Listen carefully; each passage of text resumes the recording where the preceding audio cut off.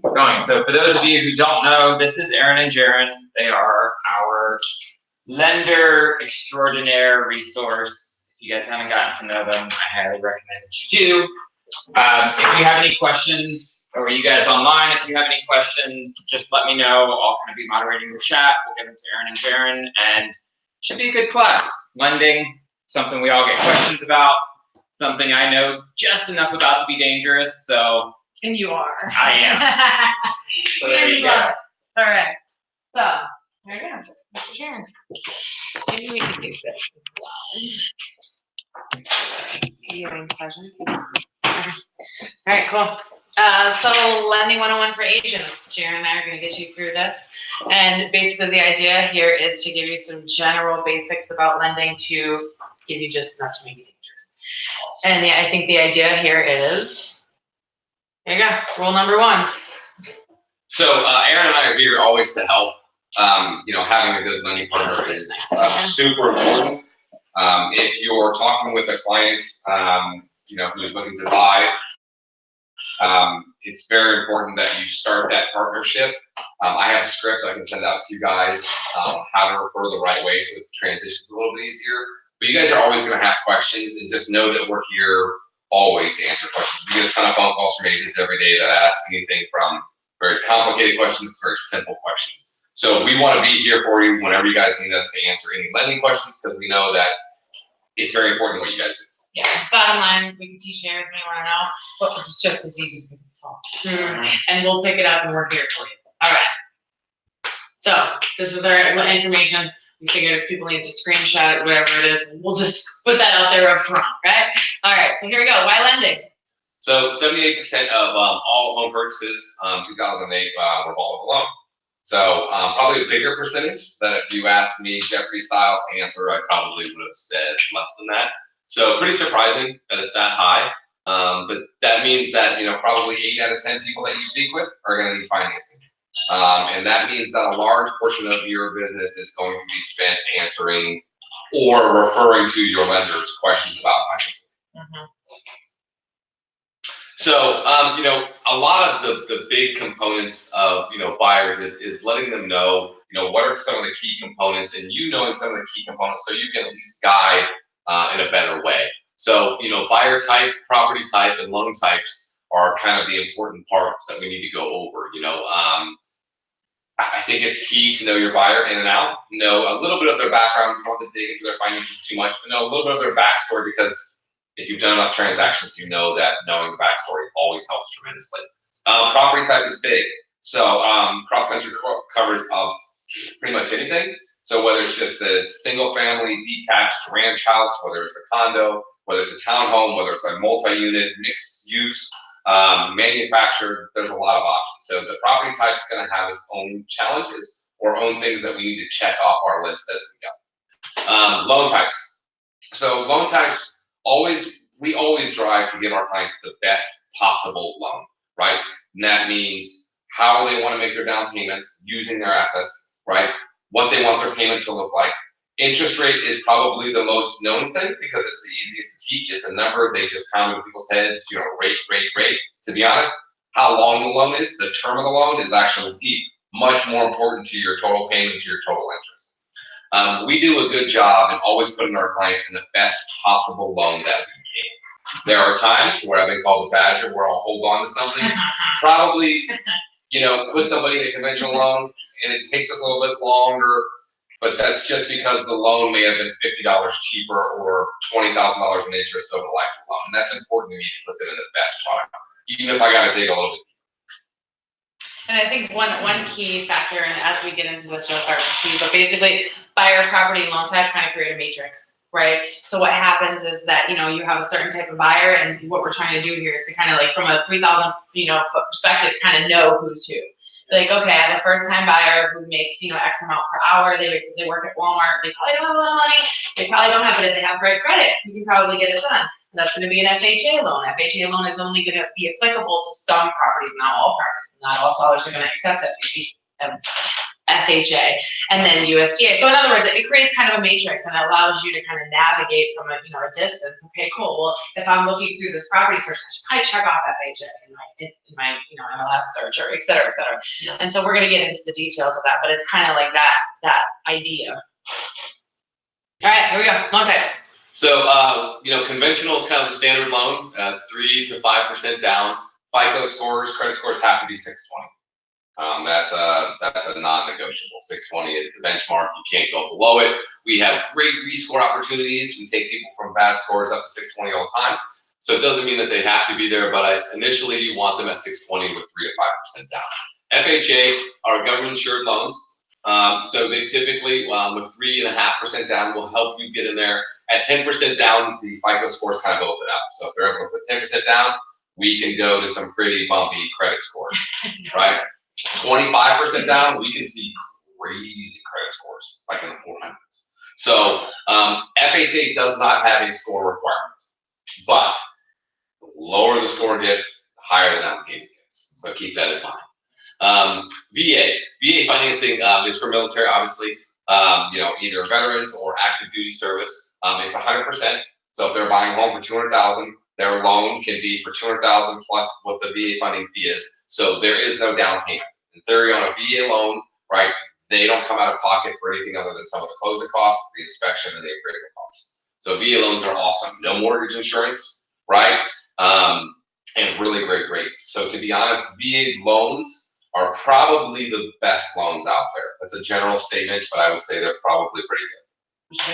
It seems like, just in the roundabout, you listen to people, and sometimes I've heard, are the VA loan, like, I've always thought VA loans usually had just a slightly higher rate than some of your other loans. No. Is that like, but I've read some stuff to the contrary lately, so I wasn't sure. It's a moving target. Yeah, so it's a moving target. So what comes into play when you're comparing rates is that the top one, conventional, is like a very fancy steakhouse. So conventional rates, interest rates, are like when you go to a nice steakhouse. Everything's a la carte. Everything's risk-based. So if you have super good credit, super good income, you're putting a lot of money down, conventional rates can get really low. And then compared to VA, there's not as much of that risk assessment. So there's a smaller subset of rates. They're all pretty good. But yes, right now, I would say that I could probably maybe do a conventional loan at 3.75, whereas opposed to VA, I'm probably not getting much lower than 4. So it can comparably be a little bit higher, but really it's not. And they swing heavily on credit scores and different factors. I mean, the good thing about VA is that there is no credit minimum, and that's actually a big misnomer. So you'll come across people that are like, I thought I had to have a 6,900, to get a VA loan, and I get those folks all the time. And we're working on one right now with a 518 that we can probably get done. It's tricky; those ones are bumpy, but at the end of the day, we can get it done. Is the rate going to be beautiful? Probably not. But yeah. USDA financing is super important, especially where we're at right now, because we're not very far from USDA financing in our county, really just off the road for the most part. So USDA financing has a couple of super awesome factors. It's 100% financing, right? Also, if the home appraises for more than the purchase price, that overage can be used to cover the closing costs. So in theory, a USDA loan can actually go above 100% financing. You go to 103, 104, 105 to cover the closing costs. So you have a client buying a $200,000 home. They go to contract at $200,000. The home appraises for $208,000. I can loan up to $208,000 to cover the purchase and the closing costs. So literally on a USDA loan, they can come in at appraisal costs and inspection costs. That's it. So I love USDA loans. Now, USDA loans have a score requirement of 640. They also have a very tight window when it comes to income. You can't make too little, you can't make too much. It's kind of a Goldilocks scenario. So it's a little hard to navigate, but myself and my company are very comfortable with them. So we work a little bit more diligently up front to make sure that we're okay. There's a couple extra steps that take a little bit more time, but I love them, to be honest. They're great for the clients. They have low mortgage insurance. They are in a government insured loan, but it's very low compared to VA or FHA. The rates are normally pretty good. And again, it's not something that is hard to navigate once you know what you're doing. I think. I'm sorry. I was going to ask you: is there a resource that shows you Yeah. where that covers? Yep. Look up USDA eligibility map.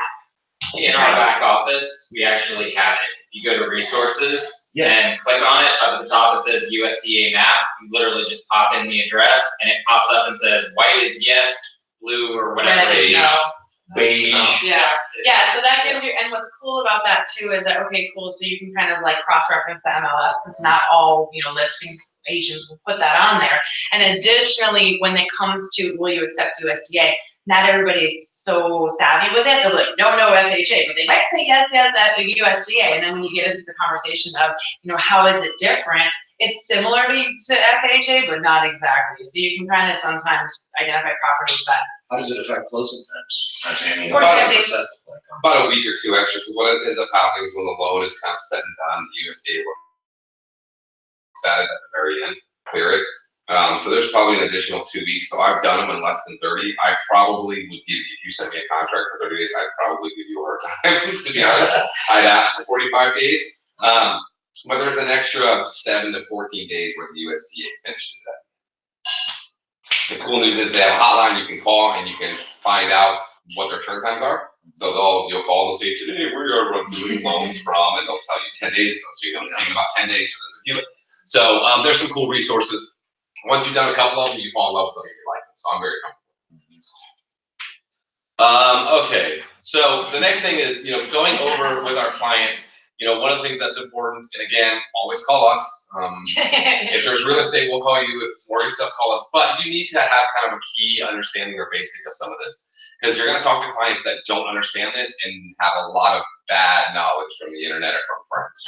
So kind of what is the monthly payment consisting of? Principal and interest, that's the mortgage, right? Part of the mortgage payment is principal, part of it is interest. Taxes and insurance, you guys know. So there's homeowners insurance, right? And then there's annual property taxes. HOA fees, if there's an association or a HUD or something else, they may have community-based monthly memberships, quarterly memberships, or yearly memberships. That's typically not included in our mortgages. That's going to be set aside and the client's going to have to be responsible for it. They handle that themselves. But we have to include it to qualify them. And it goes into the DTI. Yeah, so that they're not actually going to pay that out to us, but it needs to be included. And if there's a high HOA, it might keep the deal. So something to think about. Well, I'll touch on that after it's done. So mortgage insurance. So PMI, right, is private mortgage insurance, right? That's something that you see on commercials nowadays where mortgage people do a bad job explaining it. They use too many acronyms. It's confusing. So if you are not putting 20% down on a home, right, you have to have an insurance that covers the lender, okay? FHA has monthly insurance premiums, right? Conventional loans have private mortgage insurance. USDA has a USDA monthly insurance factor. They're all kind of the same. If you don't put 20% down, you got to have an insurance policy to cover the lender in case you get foreclosed on, okay? And there are a huge set of options when you're doing a traditional or conventional mortgage, because mortgage insurance, or PMI in that scenario, can be bought many different ways. It can be bought one single payment, called a single premium. It can be monthly, right? Kind of like FHA. It can be built into the rate. It can be paid by the seller. It can be paid by the lender. It can be paid by the realtor, okay? So there are all sorts of ways for us to structure that, to where if you have a client who's extremely payment sensitive, we can build it into the rate itself, right? Which may save them money, or somebody on the transaction can pay for it. Does that make sense? Yeah. So that's one of those things where seller concessions are a great way. You've got a client who's looking at $200,000 houses. You're telling them, dude, there's not $200,000. You have 7 kids. You need 5 bedrooms. You ain't getting into $200,000. Well, if you find them a house at $250,000, that can get some seller concessions, and we can buy that mortgage insurance policy out. Guess what? The payment's the same as the $200,000 house. Don't stick yourself just on purchase price. And is that talk to your lender. Loan types? Conventional only. That's just for the conventional. Okay. Yeah. And we'll touch base on that again a little bit further. But there's other ways we can back out payment with seller's concessions. And just a quick note, when you're shopping and when you're thinking of these things, we give you an approval for $200, and we'll tell you when we talk to you, watch the taxes, watch the HOA. But people always forget, and they're always, bringing people to properties that have a, crazy HOA. And so, the idea here is to keep your eyes on taxes, keep your eyes on HOA, because those are the things that are really gonna drive or make or break the deal. The third one is flood insurance. Yeah. There If you a go. home is in a flood zone, that flood insurance can totally screw the payment up. Yeah. So if you've got somebody that's very tight on, hey, at 200,000, your payment is right there, you're looking no HOA, no flood zone, and, preferably a homesteaded property that has a tax rate that they're going to.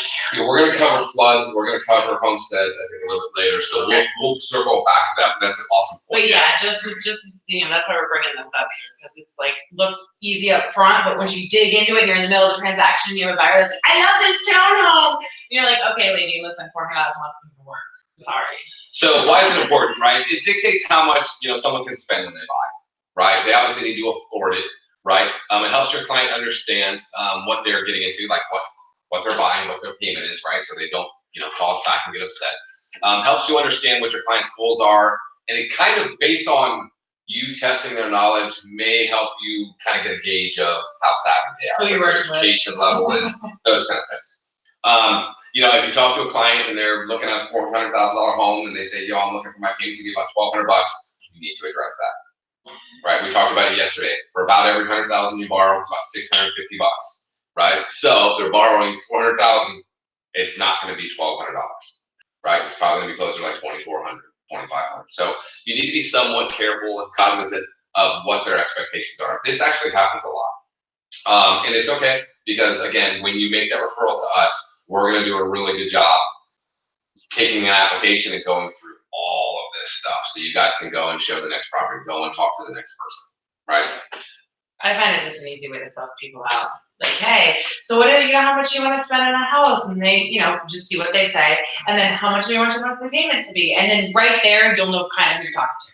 And then you can kind of like, okay, cool, let me get you with a lender. You don't have to take responsibility for telling them, hey, you're not going to get a Don't. I would say don't. Yeah, don't touch it. Just be like, okay, great. We'll put you in touch with a lender and they can help you to figure out what your budget is. But that's going to let you know who you're talking to. This is one of the first things I say because it helps me to know who I'm talking to. And if they're kind of in alignment, I'm like, okay, cool, this person kind of knows what they're doing. All right, great, carry on. So go back to that slide real quick, because watch this. This is why I don't want you guys necessarily to address it, just to acknowledge and get emotional. $400,000 home, client wants a $1,200 a month payment, right? You go, okay, talk to Jarron. I talk to him and say, hey, how's it going? It's great to meet you, Sally. Said we're looking at about $400,000. Tell me, where are you comfortable with your monthly payments at? And they go, well, I want about $1,200. I don't even react. Cool, awesome, $1,200. How did you kind of come about that number? I love open-ended questions, right? So how did you come about that number? Well, I was looking at some things and my friend said he did a loan, and right now I'm probably facing some economic challenges. I got a sick kid or some husband or mother who's ill or whatever. But probably a year from now, I could probably afford more, right?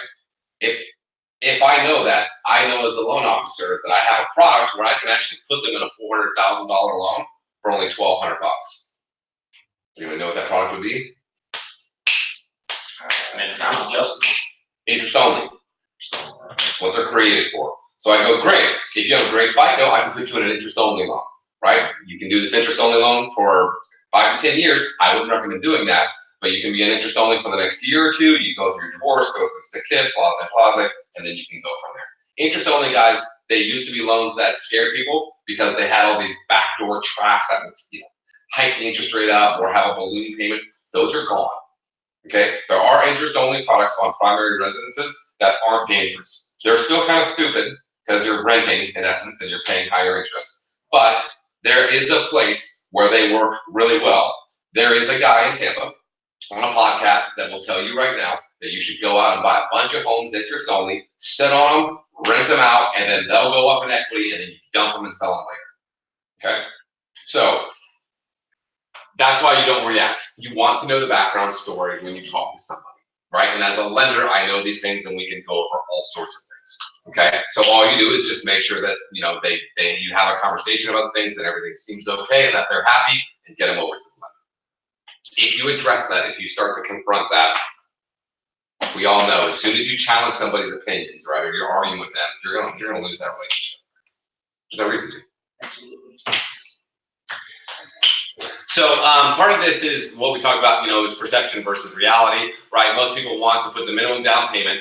Online mortgage calculators often they only include principal and interest. They don't include flood. They don't include HOA. These persons are shopping online like, I was on Zillow and it said I could get this house right from the bottom for $600.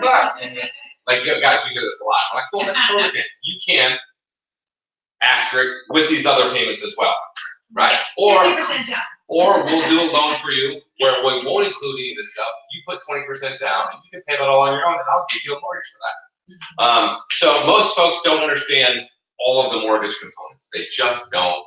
Mortgages are not fun. If you think about them at their core principle, this will help you in your career.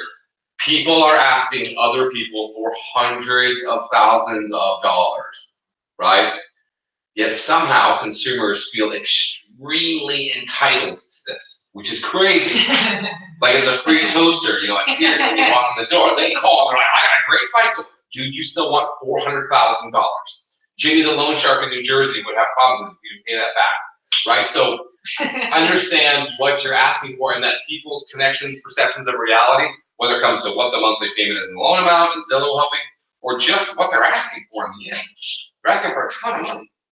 So that's pretty important. So about $1,200 to about a $1,500 purchase price is probably a rough kind of estimate. I would use that $650 per 100. I think it's conservative, a little bit larger number. You can always remember $650, $100, and just roll with that. But you're talking to someone who wants to buy 150. They say, "Well, I'm living in a trailer." And this happens a lot at this price point. I don't think it brings up, but I live in a mobile home right now, and the lot rent's $350. And you go, "Okay, so we put the payment at $350 on $150,000." They go, "Yeah, you have a pretty big problem there. That's not a scenario where interest only is going to fix that problem. That's a bigger problem. We need to kind of discuss that." And again, which is why, you don't throw ideas like interest only out. We don't throw any of this. You just basically be like, hey, I got a great person who's going to take care of you. We're going to get it done, and that's about it. We're just trying to give you the building blocks, because you will get challenged. You will get asked. They're going to have, maybe their own lender. And, ideally, you want them to work with yours because ultimately you have a good relationship. You know how to get it done. You know that they're solid because you don't know what the other lender's doing. I know that I can call Jarron at 7:30 and go, dude, what the heck is going on? And I'm gonna get a straight answer. Right. Whereas these other lenders, 501, I'm not talking to them till 9:15 tomorrow morning. And now I've got a buyer who's freaking out. I've got a seller who's freaking out, and I've got 12 hours where I can't get an answer. Yeah, and if he's not available, I am. I'm like texting at like 11 o'clock at night. No, it's gonna be fine. We just bought the mortgage. We just bought the rate down, and you're not $200 left. Like, yeah, we're here. We're awesome. But anyway, I just bring that up because I use that a lot. So everybody has a different approach, everyone has a different style. You will rather than him. I kind of set expectations up front. I'm like, okay, look, if you got $1,200 a month, that's totally cool, but I want to set expectation. Here's kind of what you're looking at. Because 9 out of 10, they only want to put the minimum down, which is totally cool, but understand it's only gonna get you so much help, right? And understand kind of what you're doing right out the gate, and then I'm like, I'm happy to help, and then everybody has. And I don't typically face a lot of these things, to be honest with you, until I understand the background and the finances, right? Because here's what happens. They say they want a $350 payment. I pull their credit, right? I don't address it then. I look at their credit, and they have like 17 cards at local stores paying 29% interest. That's eating away at their income. And I go, here's a solution. We're gonna get rid of these cards because they're eating up $400 a month. You're gonna stop going to Starbucks and maybe go to Dunkin' Donuts. And for that, you're gonna get home ownership and equity that's gonna make you money every year. And if you don't agree with my line of thinking, we'll get on the phone with a financial advisor who bash you over the head and say the same thing, right? So no problem, we'll address that and we'll fix that. I would say, and this is probably an arrogant statement, but I'm gonna say it anyways. I would say that mortgage salespeople typically are one of the strongest salespeople you'll meet because we're not liked, to be honest. There's not a good perception of us. Like maybe worse than attorneys and car sales. It used to be used car sales. Maybe worse. Which is funny because they told you back then they would like the finance guys come out of the office and beat you down and find you if you quoted payments on the lot. They just said, "That's my job. Yeah. You let me handle the finance. Yeah. You get them to me and I will take care of it." So we won't beat you because you already know. Yeah, that was a no-no. The stakes are a little bit higher. We were kind of, involved in the economic meltdown in the country. So nowadays, we have to be really good salespeople. And we also have to be pretty good relationship people because it's scary, big. Homes are people's most important asset in the country. Like, it's their lives. People retire off their home. What we're handling is, outside of handling their family and kids, probably the second most important thing. So we're in a very precarious scenario where we have to sell, advise, but always take care of our client. And that's a very tricky thing. If I was selling cars, if I was selling diamond rings, to be honest, I would sell, and the back end, as far as caring for the client, their finances are not my concern. They want this, I'm gonna tell them why to get it, but with us, we have to be long-term. We gotta care for our clients, right? Well, I think that's a little bit different. I was gonna touch on this with keep moving, but it's important to know about us, is we actually care. I do care. If I get on the phone and I know it's a single mom, she's got 4 kids, you know, what's going on, and I sort of make that relationship and, you know, sort of become friends with people. They do like my best friends from the time we start something to the time that we finish, because it's important to have that relationship so I can go back and forth with them. Because you never know at what time, you know, you might lose the piece of the relationship because they're mad at you about some stupid thing, and then I pull them back to you. You know what I'm saying? We kind of have this liquid thing. So Jarron and I are really good with that. Okay, so pre-qualification, getting your client pre-qualified is one of the most important steps in the home buying process, right? So it's super important, right? And I'm going to circle back and contradict myself a little bit on this, but we'll discuss it a little bit, right? It helps you know where to spend your time, right? You don't necessarily want to be out driving people around to see homes that aren't qualified to buy a home. It's kind of silly, right? Helps you and your clients set a budget that works for them. You don't want to show them a house that they can't afford, or that you go to contract, then they talk to the lender, and all of a sudden it's, bro, I can't do this monthly. Mom, I see this, and no, you know, it's not gonna happen. That happens in my house all the time. I go to buy something, my wife's like, yeah, it's $600, not happening, right? So, you know, things also get teed up for the pre-qualified. It's really important, you know, because of contracts, right? You want to be in a position to immediately do the deal. When you present to that seller, you want to look strong, right? You want to be, you know, kind of the top of the pile. There are multiple offers coming in, right? Something that people do in Florida, I don't know why. I'm gonna stand on a soapbox a little bit here. When you're getting a pre-qualification, right, it is your job to tell the lender what you want that amount for. We obviously will have them approved, probably based to a max. So this client could go up to 250, or this client could go up to 200. What I see a lot of realtors do is they'll call us and say, hey, we looked at a house that was $184,592. I need a pre-qual for that. Wait, you want a pre-qual for $184,492? Yes. The exact amount. Yes.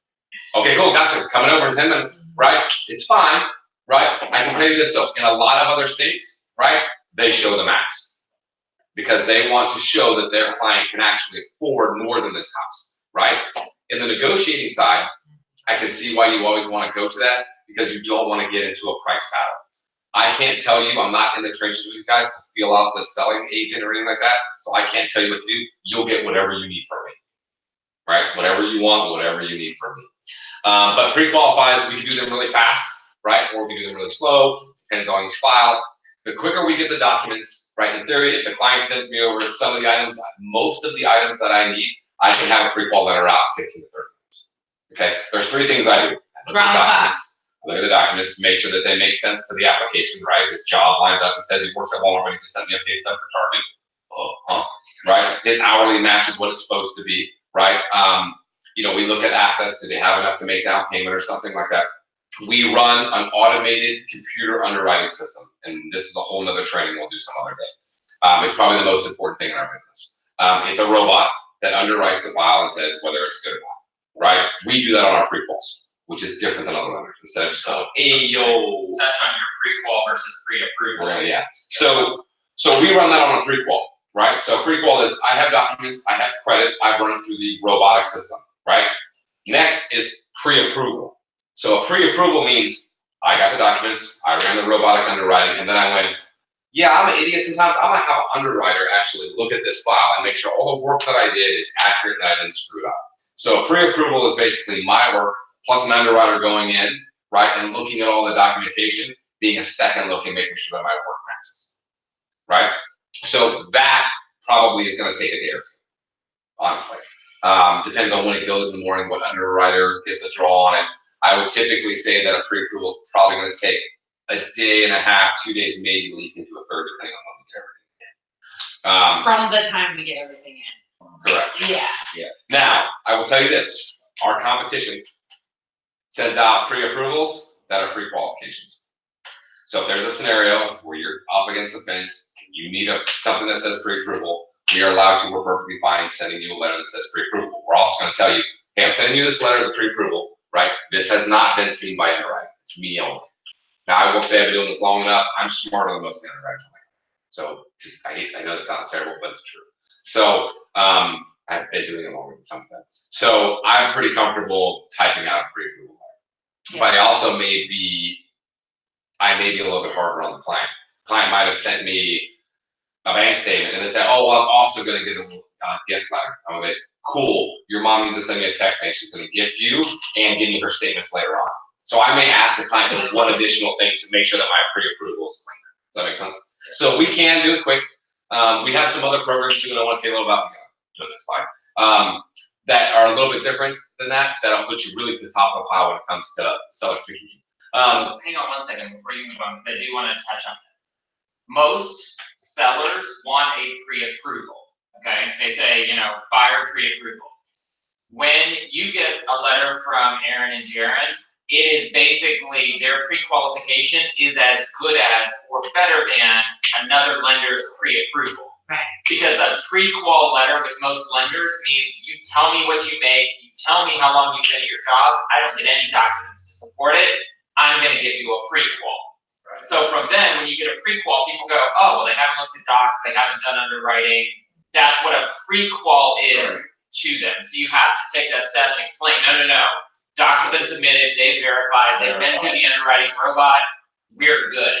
But typically when sellers see pre-qual, they know that most pre-quals in this industry are garbage. Yeah, and our pre-qual says on it that we receive documents and run it through US, but they don't get that. Most sellers just have pre-qualification is at the top, and that's where they sell. And that's something good to know on the selling side too. You have a listing, ask those questions. You wanna know, how good is this paper, right? Have you had docs? What is it? You know what I mean? That kind of stuff.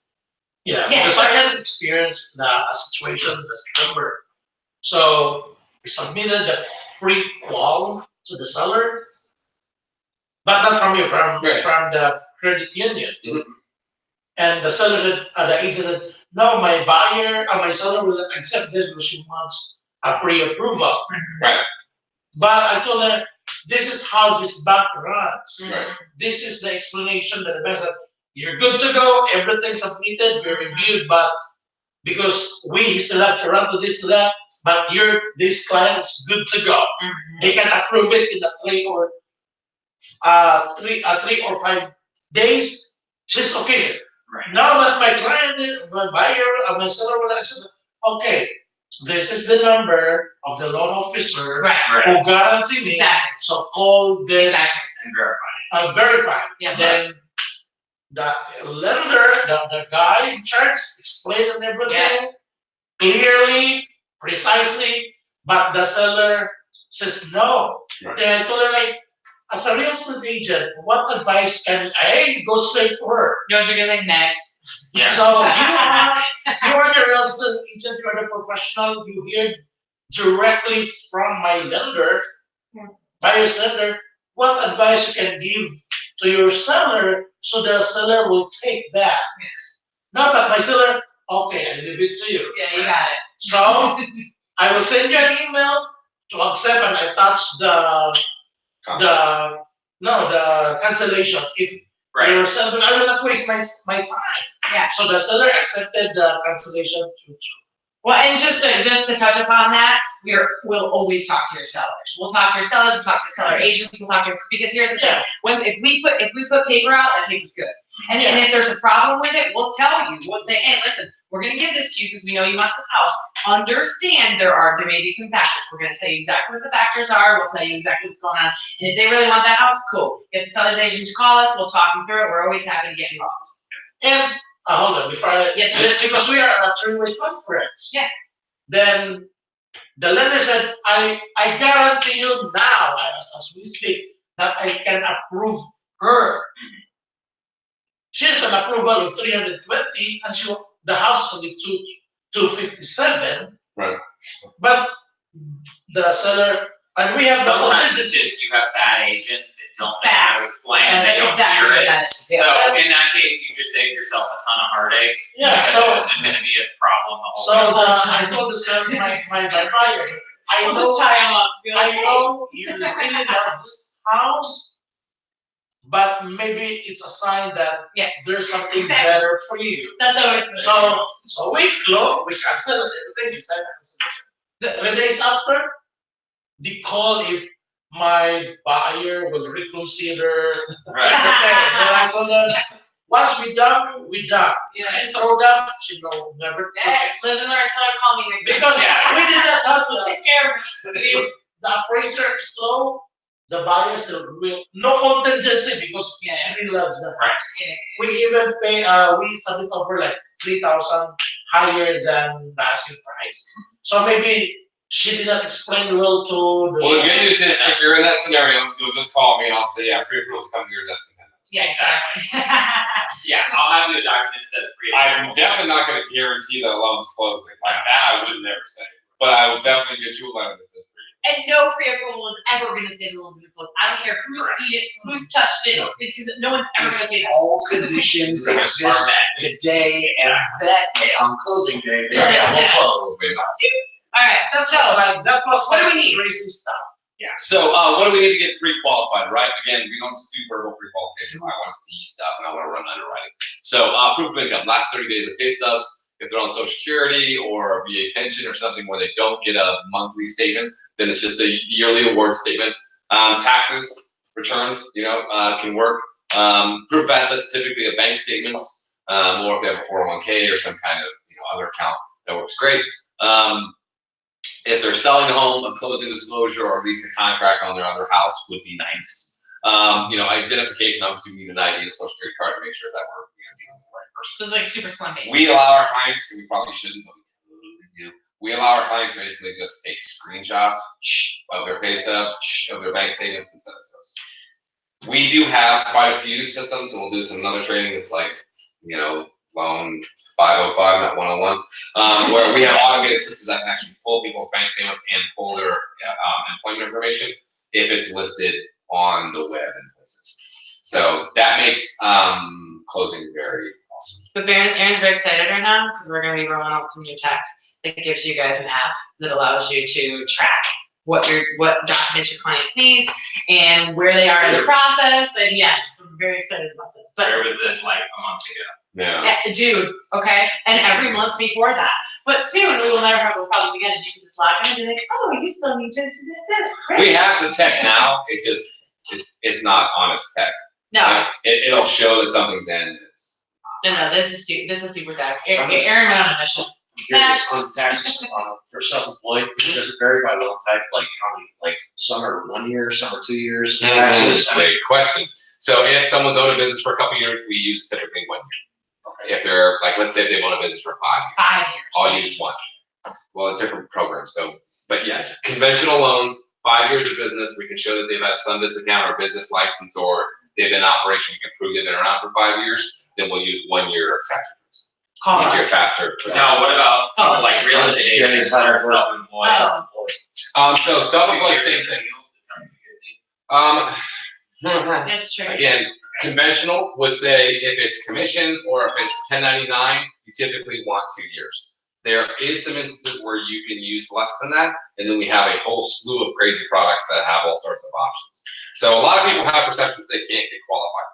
And the option is they can get qualified, just the qualification may not be as pretty or may not be as easy. Well, and sometimes what they let you do is if you were in a related field prior to that, and then you went You go from into, selling cars to selling homes. or you were selling cars for somebody else, and now you're selling cars for yourself.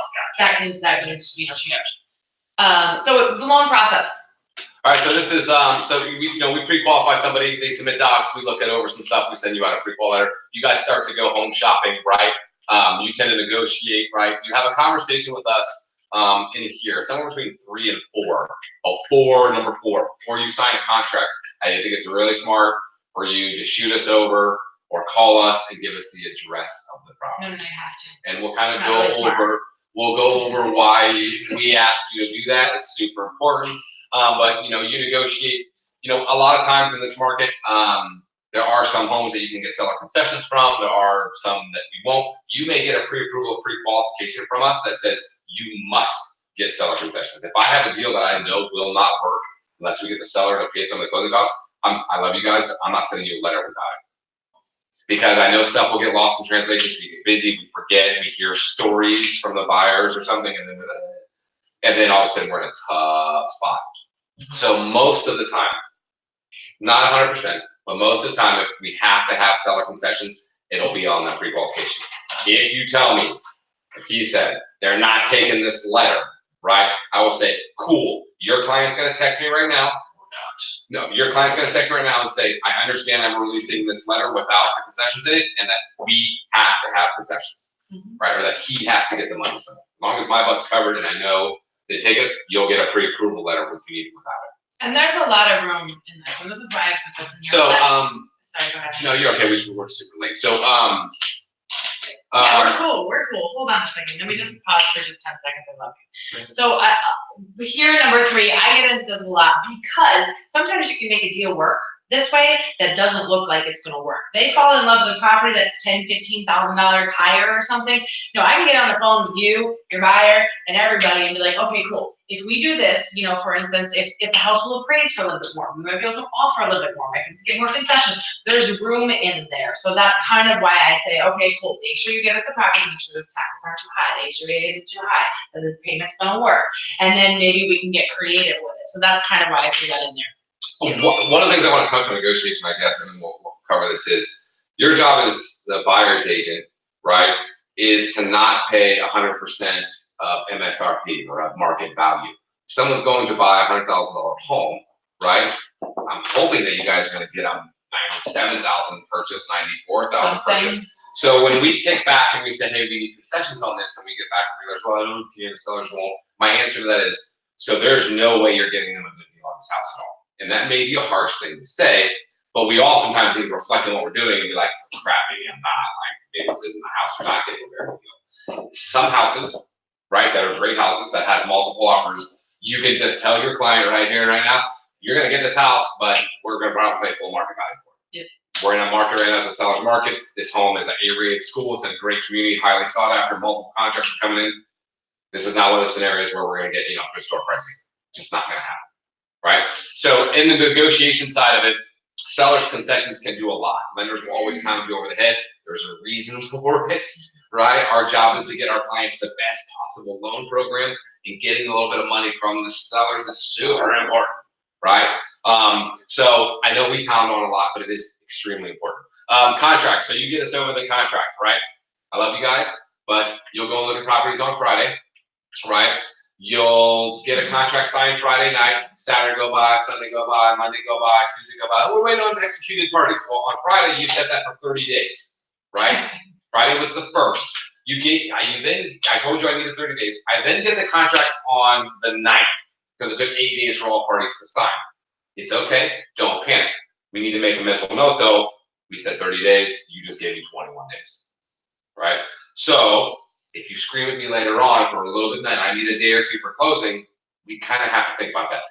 In our line of work, getting a contract in, right, and getting it into underwriting or getting the appraisal order or getting some certain things done in a short timeline is probably the most panic you'll see us as a lender.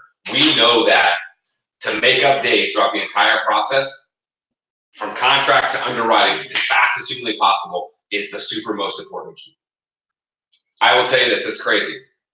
At my company, our underwriters look at the file for 24 to 48 hours once, and then 24 to 48 hours again later on. So worst case scenario, let's call that 4 days. Okay, 4 days. My processor, who helps me set the file and order all the crazy stuff that we'll get into another day that we have to have to meet compliance, they need it for probably 3 or 4 days. 7 or 8 days total is what we actually need to close the loan. And yet some loans take 20 days, take 30 days, those kind of things. Some loans close in 12 days. So it's outside of those 7 or 8 days that the company actually needs. The rest are typically on title, on the seller, or on the buyer. It's not the buyer itself, but maybe the buyer needs a student loan letter that takes us 4 weeks to get to. Or maybe they're accumulating funds, or maybe there's some craziness going on in the background, right? There are 2 months of pay stuff. Right. You know, 2 weeks. We want to see how you pay stuff for 3 more months. Right, so just keep that in mind. If you have a good lender, right, there's gonna be times where you're gonna get bad news from me, but you'll get it fast, and we'll address it, and we'll solve it. I can't We will promise not you it's give up. gonna be roses. Unless it's not. If you work with a lender who only delivers you roses, 2 things are either happening. Either you're giving him super or her super awesome files that are never having problems, and you're the greatest realtor ever, please I'll do whatever to get your business. Or they're hiding things from you and the buyer to make it warm and fuzzy, which I'm not necessarily harsh on. That you want a good customer experience, right? But that's a dangerous game to play. It just is. Loan documents, right? We've got to get loan documents out. We rely on title to give us some estimates, so there's a little bit of bumpy road there. Inspections. You guys, on your inspections, it's 15 days the standard, right? 10. If not 10, no, it's blanket's 15. Blanket's 15. Blanket's 15. A lot of you guys do 7 or 10 days. I would ask this.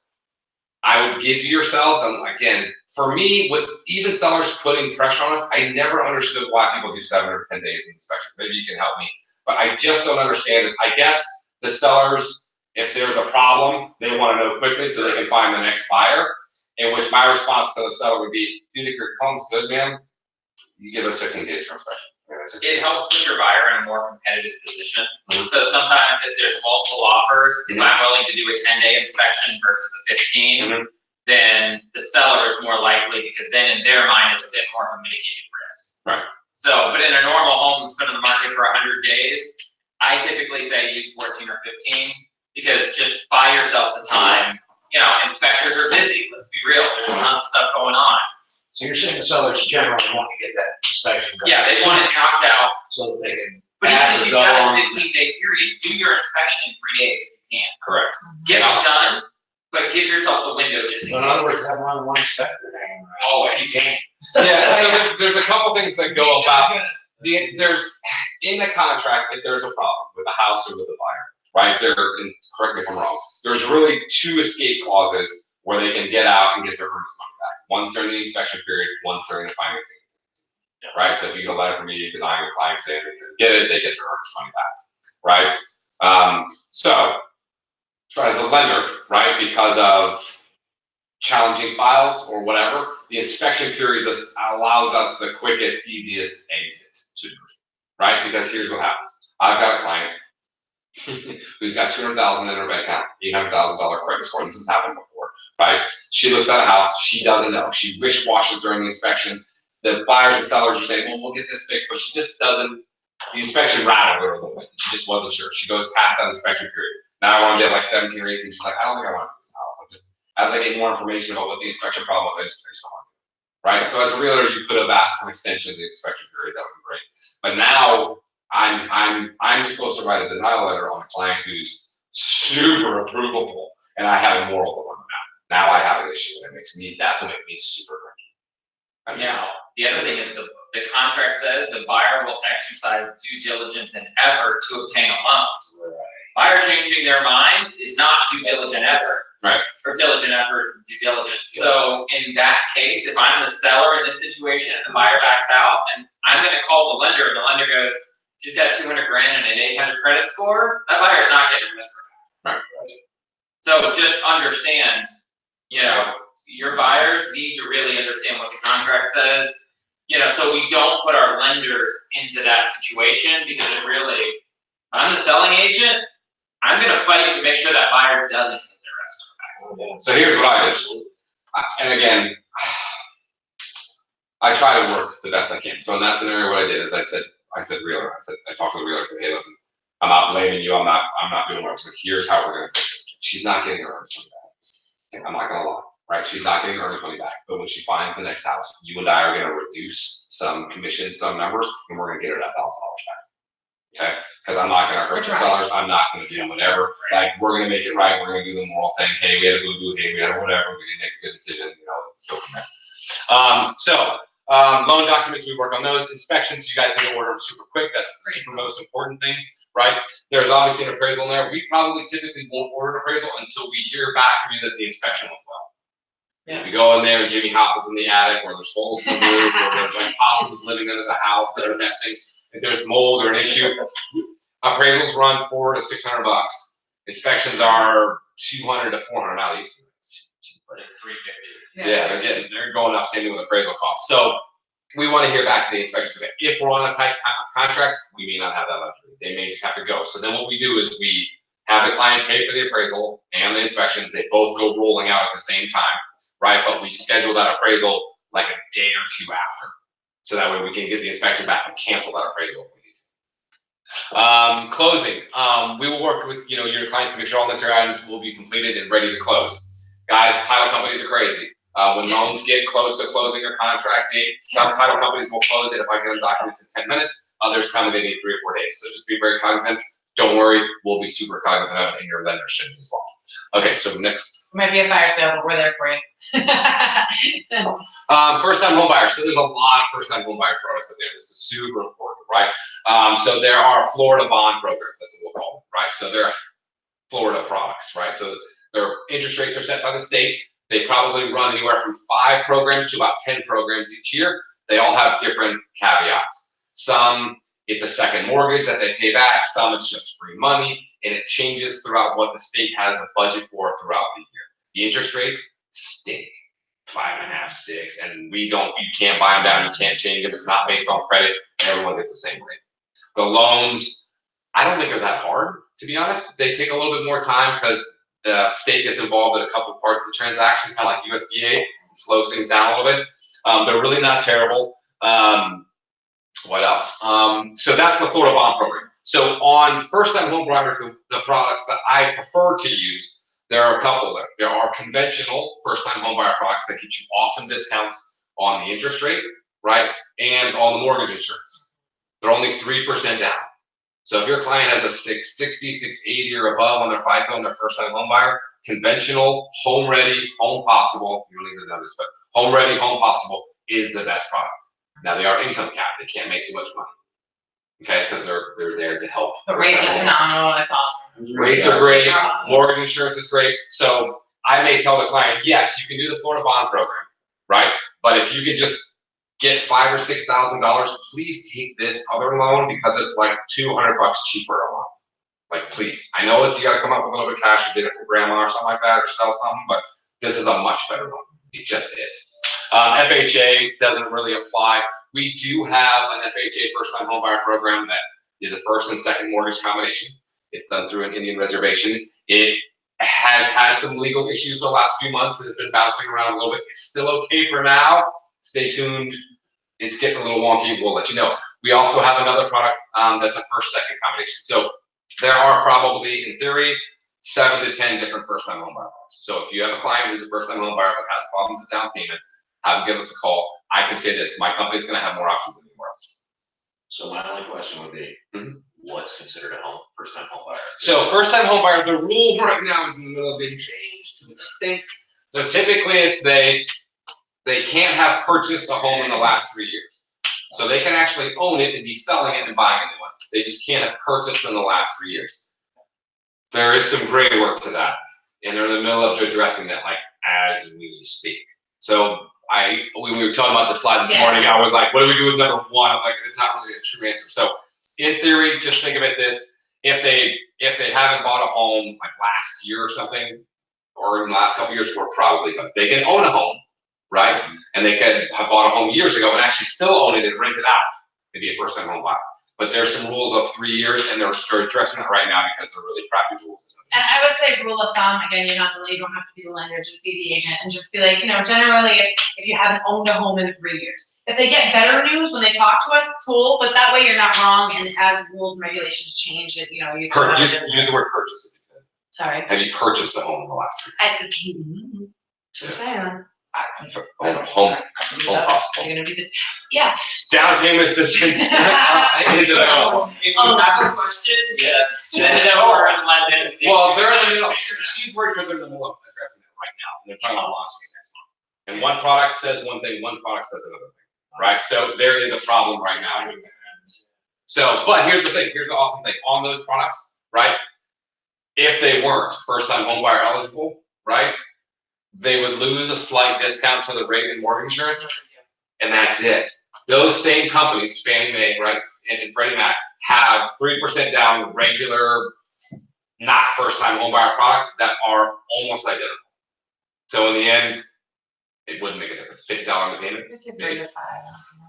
You know what I mean? Yeah. So cool. All right, next. So down payment assistance, I'm just gonna touch upon this real quick, just like he said, but I just wanna reinforce it in a way that makes, related to the buyer. Generally, you pay to play.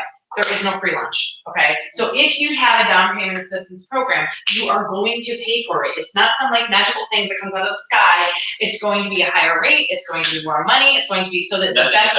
No, there is no free lunch, nothing ever. So I mean, generally, yeah, it looks all shiny and pretty, but like you said, if you can come up with 5,000 or 6,000, find it somewhere. You're gonna get way better of a deal. And you're talking about a long-term commitment. You're not talking about, oh, cool, I'm gonna buy this first for $20 off. No, dude, you're talking about 30 years of interest, which is a lot of money. So it's just, it just want to put that. And I've said this in one of these presentations before, and I want to say it easily.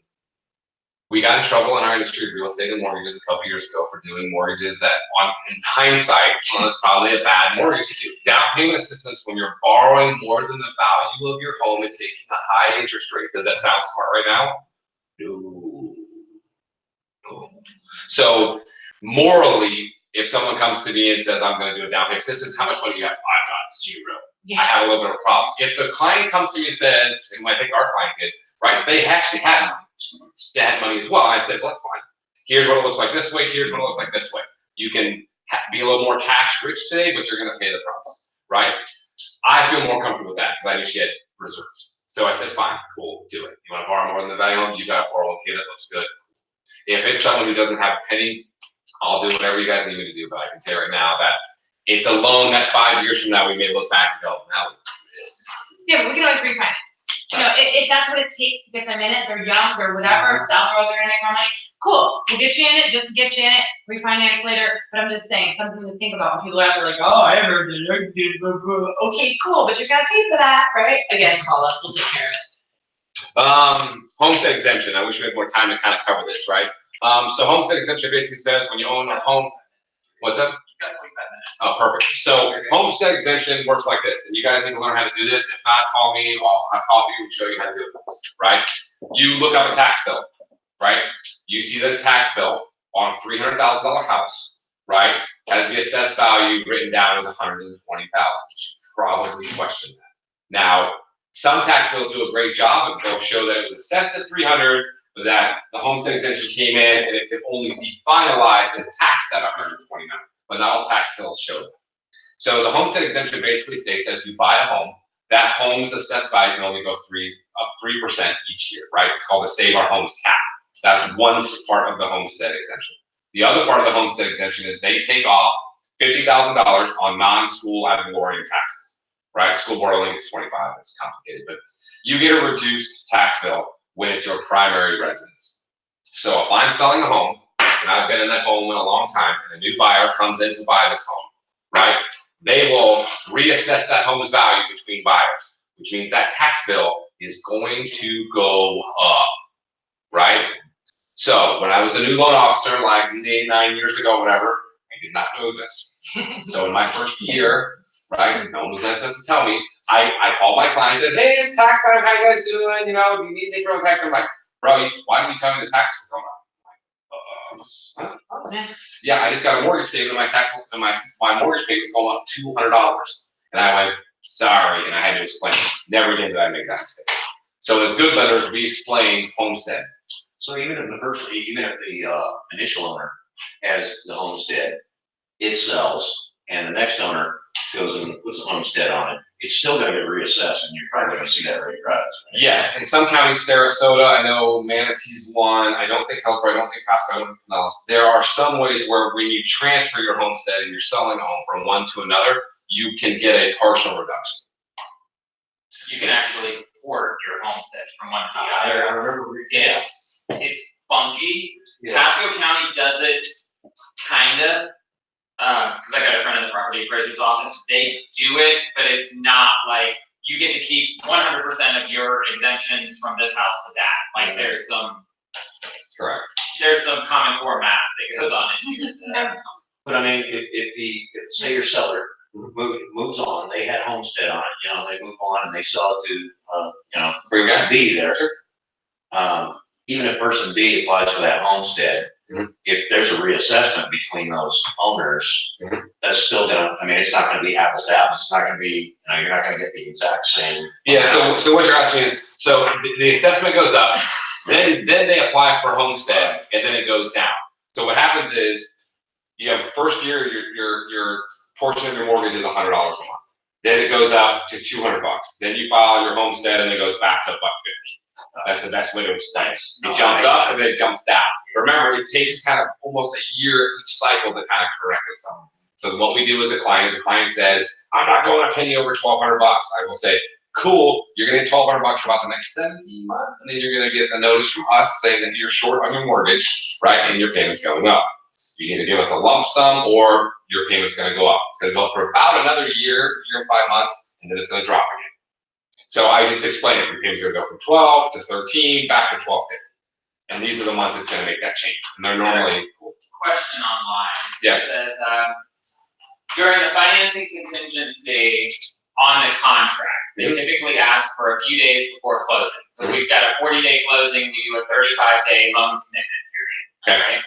So that being the case, it seems like we would be better off to have that up into the day of closing, rather than, that loan commitment period. What do you guys think about setting our loan, if it's a 45-day closing, do we ask for a 45-day loan commitment, or? So honestly, the financing contingency and the loan commitment should be one and the same. Because in theory, they are one and the same. Loan commitments from most lenders are two things. They're either trash documents that aren't true, because here's the thing. If I'm giving you a loan commitment, your loan's clear to close. So we should be closing, right? Right? So the only time I'm able to issue a loan commitment in an honest world, and it be an actual loan commitment, is when the loan's cleared to close, right? But the CD hasn't been out long enough, and we're just waiting for the CD date to be ready. Right? I send CDs out, because I love you guys, I send my CDs out before a loan's cleared to close. So we're in position already to close as soon as we get a CDC.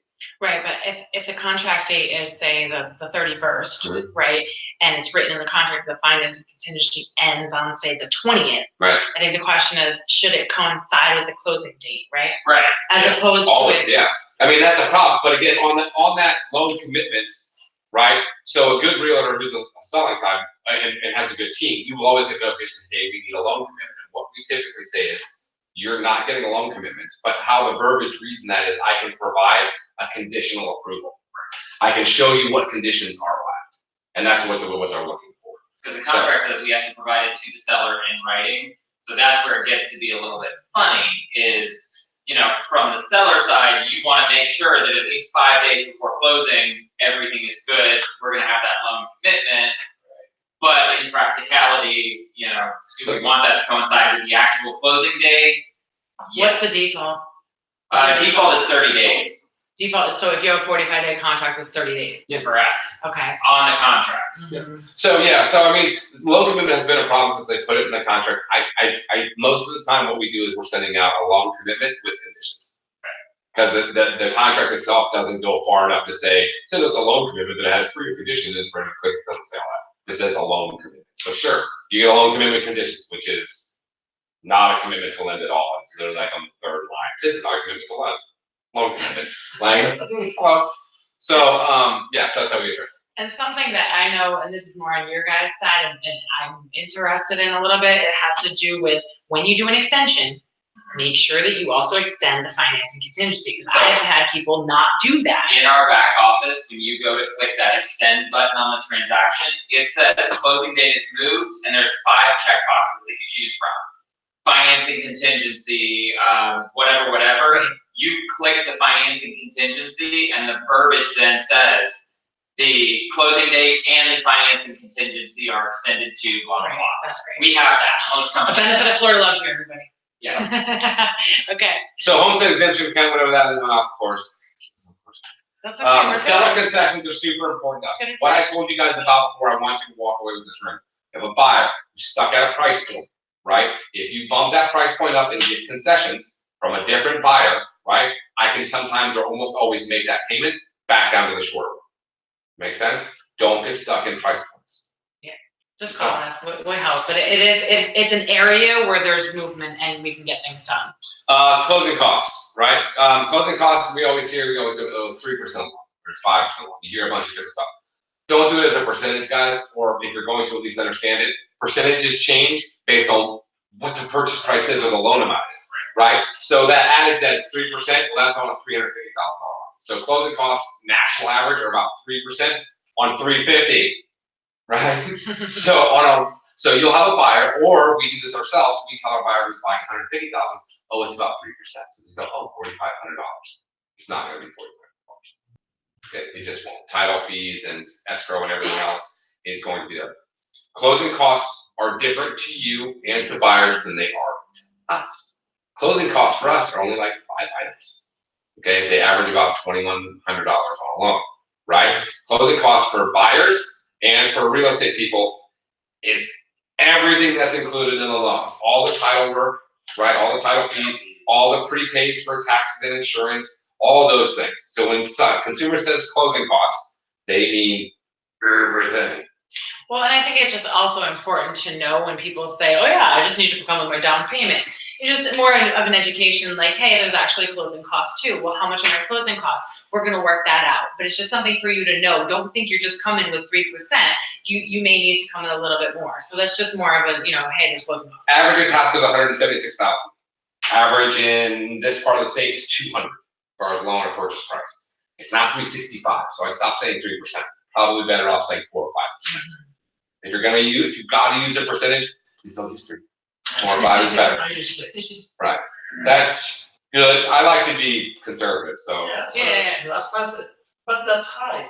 No, better set your mind with that. If they're Smart. That's exactly what you do. money left, There's 6 and you have to pay 4, I know that. Managing expectations. Then if money left, good for you to go shopping.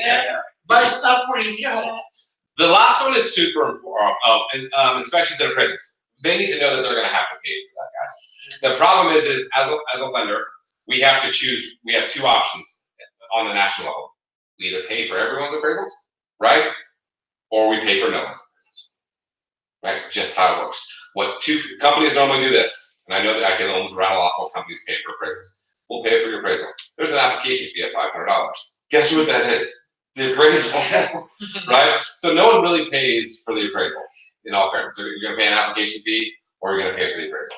Our clients pay for the appraisals up front. It's just what they do. It's better that way, it's easier that way. It's just how it is. I will tell you this, appraisals at every single lender, it's important to know as well, are the property of the lenders.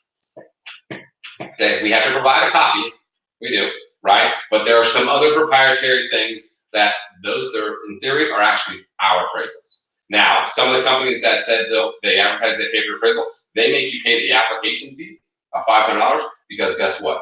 Then that appraisal becomes non-transferable. That's then fully that company's property. You don't even, in theory, they don't have to provide you a copy. And we did run a special yesterday where in which case, who those that were there yesterday are going to get a free appraisal on their next deal. Number 5 is near and dear to my heart. It's one of the most important things that's happened in our industry that no one knows about and makes me very angry. It's called escrow hold. If you wake up in the middle of the night and you drink water, I want you to think about this, escrow hold, right?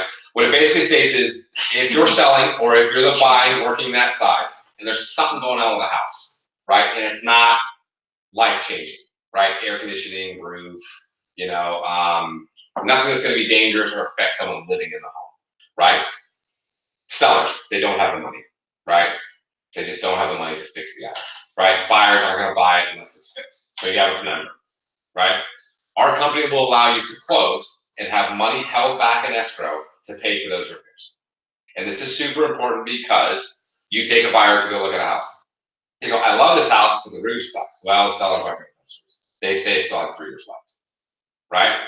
As a good agent, you come back and go, okay, what's the full problem with the roof? If we were able to not have them pay for their roof and that it came out of closing, is it just a cash thing? Would they be willing to accept it? Could we give them maybe a slightly higher offer and then the money gets held back in escrow? Would that work?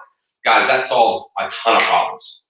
On the listing side, you have a really challenging listing with a jacked up house, right? Roof looks gross, AC bad. It's gonna happen, Florida, right? And your seller's like, and they're tight on money. They're people, right? They got stuff going on. Again, instead of finding out, oh, you got to fix this road for the roof to be the issue, or building in that fear, you just give them a possible solution. Here's a possible solution. When the buyers come in, we can have them maybe go a little bit above the list price, and then we can have that money held out and the repairs come afterwards. This is huge for our industry. It should save a lot of stuff. They're not renovation loans. They're not crazy. There's some additional paperwork. You got to get 2 bids on the contractor. That's it. And how does it work in terms of them taking possession of the house? So they close, there's escrow holdback, there's repairs to be done. Are they moving in before? Are they Yes. moving in after? Okay. The idea is that's non-livable problem. So they literally move in. They get the keys, they go to the house, they go. The next day, contractors show up. No, the contractors, probably not the next day. The money for the repairs is held by us or by the title company. It's held in escrow, held back, right, to be paid out to the contractors in that fashion. Are there timeframes on when it needs to get done, how it needs to get done? I typically want 30 days because we want to be able to deliver it on our side and get our monies back, right, through Fannie or Freddie or anything like that. So we want it done pretty promptly, but the contractors will be ready. When I have done this, I've always been told that the repairs have to be scheduled to be completed within 30 days. That's one thing.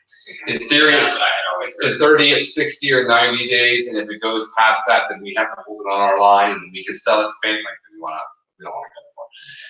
We want it done timely. Like, you know, it's like a contract. If you hire or get a bid or pay a contractor, you just want the work done. So I'm assuming it'll be done within the next few weeks. Okay. Which loans make an impact? VA loans, FHA conventional, discounting my investment loans, renovation. So I'm just gonna deferred click to cash. the next one, because we talked That's a fine. little bit about different loan types at this point, so, Go one back to that slide. I okay, want to talk about sorry. a couple things right here. So a couple things to kind of stand up and go over. So we touched on some of these, right? Investment loan guys, my company for some reason loves investment loans. Don't know why. The rates are great on them. They're awesome. I'm not a big fan of them. I'm gonna be honest.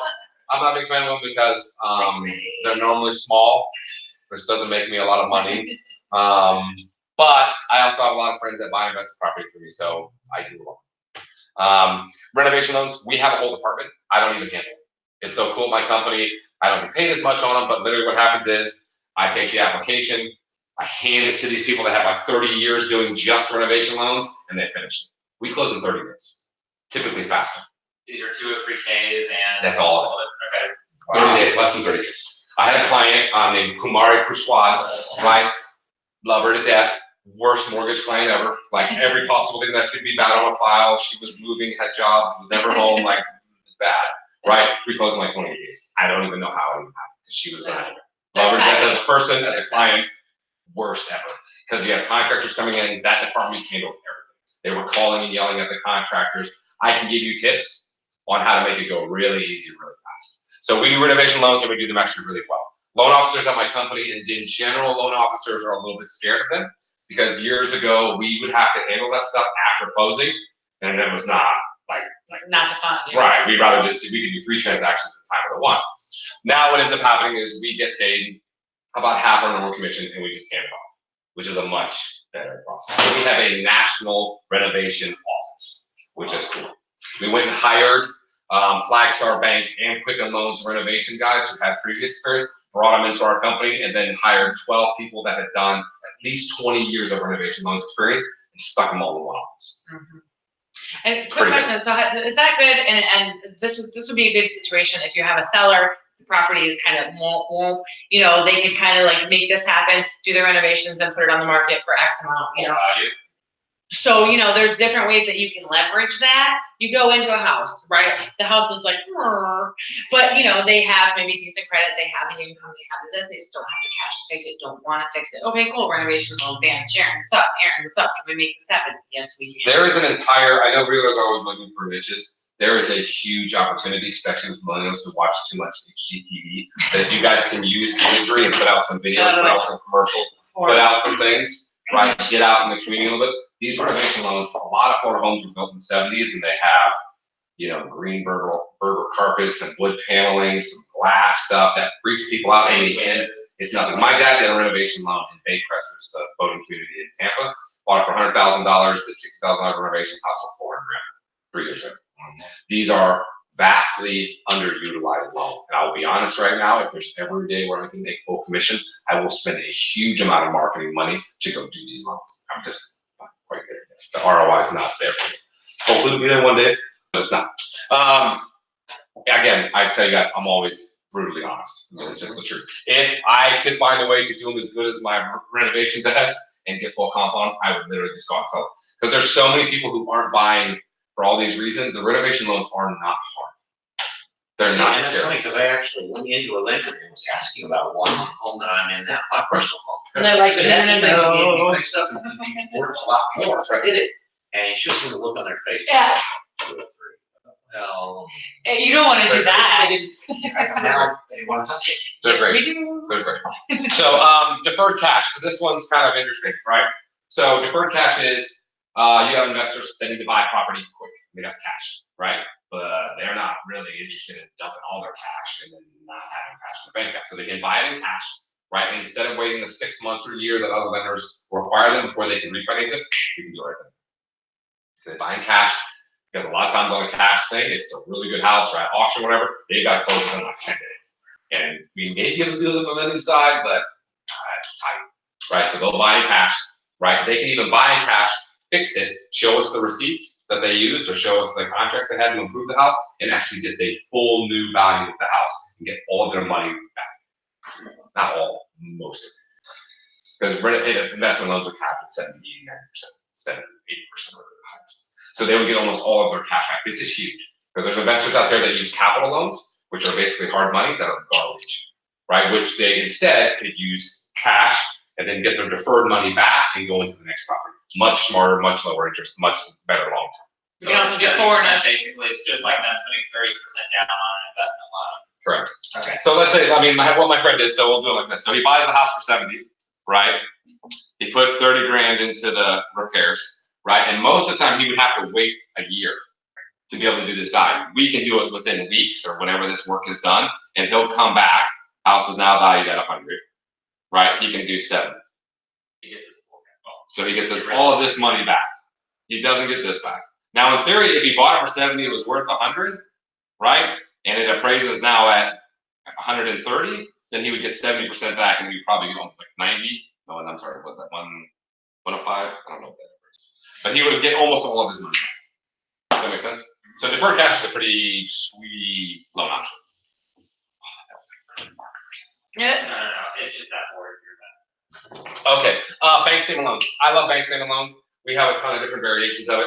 I will tell you right now, Erin likes one company because they have great rates, right? I love one company because they ask for nice reductions. And I can sell the higher rate, and it doesn't kill typically this type of person because they're already getting so much money savings from not reporting Not everything paying to the taxes. IRS that I don't care if the rate's 5.5 or 7. Pay the 7. So, so then we have a lot of different options. The one I prefer is a 12-month, right? You show me your 12 months of bank deposits, and I take 50%. So if on average you put 10 grand in your bank every month, it's $5,000 is your income. You give me a letter from your CPA saying your business is still going good and you've owned it for a couple of years, we're great close. I love that loan. We're gonna get into it more in a minute.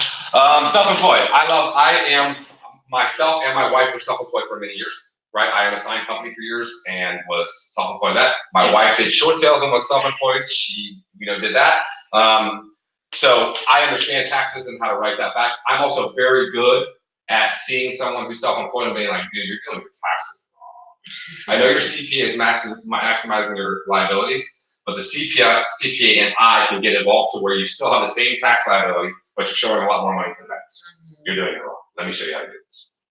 And we'll get the CPA involved, and we can amend someone's taxes. So let's say someone wants to buy an app, and they just filed 2018. I get the tax return, dude, you showed no income. What are you doing? How do you show no income? Right? You can't do that, right? You can't get a loan. You can't do that and get a loan. You can't get a loan. So we have one option. We can do bank statement. Or I say this, we can amend your taxes, right? You may have a small tax liability, right? It'll show income. And then we can use that to qualify for a regular loan, which has much less down payment, much better terms. That's how good we are. We can manipulate and go through all sorts of things legally and honestly and ethically, right, to make it look and present much better. I understand tax code in other words. I will definitely get a CPA involved because I'm not a CPA and I need them to give me the thumbs up, but I understand it enough to talk very well. Yeah, and we can also find income, but I think the most important thing for you guys to know, self-employed borrowers, we need the taxes to qualify them. We can't do it without them. So when you're talking to them, hey, do you have your tax returns handy? They're gonna need them immediately. It's not like later people where we can be like, oh yeah, W-2, we'll talk about that. No, do it immediately, right now, I need them. We don't know what to make until we see them. So no. Next. All right, so. VA financing, we talked about this a little bit, 100%, they need to be eligible. They can, if they've lost a house on VA in the past, like they had a VA loan and was foreclosed on, they actually can still be eligible. They actually can own a home VA and not be selling it and still possibly be eligible. So the concept is that you can only have one VA loan at a time, or that you can only have one VA loan in your life. Not true. It's not true. Especially for active service, because what ends up happening is if you have a VA loan now, right, there are two things that we can do. We can either do what's called a one-time restoration, where we say, hey, just this one time VA, we restore all of our money so we can do a full VA loan, right? Or we can say, hey, because of military service, they haven't moved, you have restored. So there's a couple different ways to do restoration of the title, and again, have a time of service to it. Isn't there a certain purchase amount that you can only go up to on VA? Isn't it like 284,000 or something? No, there's actually jumbo loans and some other things. What ends up happening is once you go above conforming limits, so the VA does this. So this is what the VA does, and this is important for you guys to know, because it'll do two things. The VA guarantees 25% of whatever you're buying, okay? The back end, as far as how the VA calculates, it's really convoluted, and I don't want to even go into that with you guys. But in the end, what they're doing is doing 25%. There are loan thresholds that once you get above that, you're toast. So what ends up happening is above, let's say 484. So they'll cover, closer, let's do this. Right, once you get above this, anything above that, you've got to make up to 20 to get 25%. No, it may not be much at all. So what ends up happening is your loan was 100% until this number, and then let's say when you get to here, it's 98, so only 2% down, and then it gets to here, and I'm not going to do the math, it'll blow your guys' mind. 96%, 3% down, so it doesn't get crazy. And there actually are VA jumbo loans too. So there are different options. The bigger portion that you need to know of this is this. Hey, I'm a vet. I got this girlfriend. We want to buy this house. Okay, I got a vet, and my brother wants to buy. If there's a veteran and a non-veteran going on a mortgage and on title together, right? That 25% only goes to one side, which means that now your client has to bring 12.5% down to cover their other significant person. So I say, get married or bring 12.5% down. Quick, cool little thing that we do have, we have construction to perm VA, 100% financing, which is cool. So if you have a piece of land, yeah.